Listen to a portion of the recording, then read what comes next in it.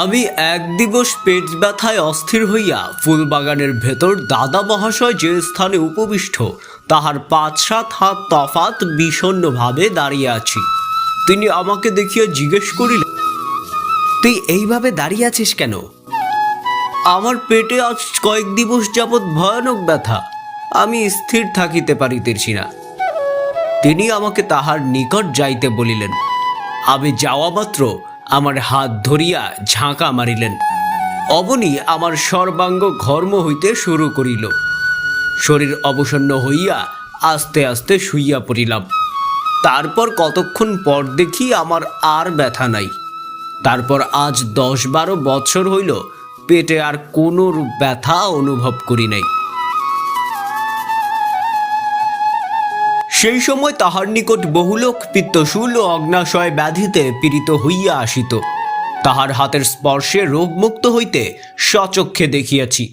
এক দিবস তিনি স্নান করিতে যাইবেন, সেই সময় তাহার নিকটে কতজন ভক্ত সর্বদা থাকিত। এক শূল রোগীকে তাহার শ্বশুরের নাম জিজ্ঞাসা করেন। তোমার শ্বশুরের নাম কি? মেকান্দাস। মোদাক্কাস, এই নাম ৩ বার জপ করো দেখি। আশ্চর্য! বহুকালের পিত্তশূল ৩ বার জপ করিবা মাত্র সারিয়া গেল। একদিন আমাদের গ্রামের প্রসিদ্ধ কবিরাজ কৃষ্ণনাথ ভট্টাচার্য ও হরিশ দারোগা তাহার নিকট আসিয়া বলিল, কিরে মনমোহন, তুই নাকি মানুষের ভূত ভবিষ্যৎ বলিয়া দিতে পারিস?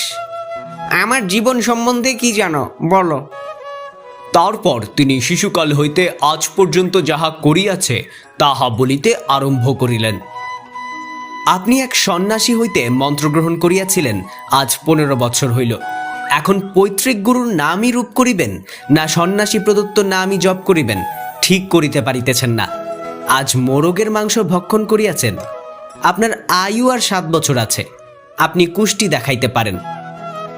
এইরূপ আশ্চর্য প্রত্যক্ষদর্শীর মতো কথাগুলো বলাতেই তিনি কান্দিতে আরম্ভ করিলেন। তিনি বলিলেন, আমার স্ত্রীও যাহা জানিতে পারি না এরূপ কথা তুই কোথা হইতে জানলি? আমরা অনর্থক মানুষ জীবন ধারণ করিয়াছি, তুই প্রকৃত মানুষ। আমরা চিনিতে না পারিয়া মন্দ বলিয়া থাকি, আমাদের অপরাধ ক্ষমা করিস। সেই হইতে তিনি প্রায়ই তাহার সঙ্গে দেখা করিতে আসিতেন। তাহার কথিত মত কুষ্টি দেখাইয়াছিলেন, কিন্তু ঠিক কুষ্টিতে তাহাই ছিল। এত কালই তিনি বাঁচিয়াছিলেন।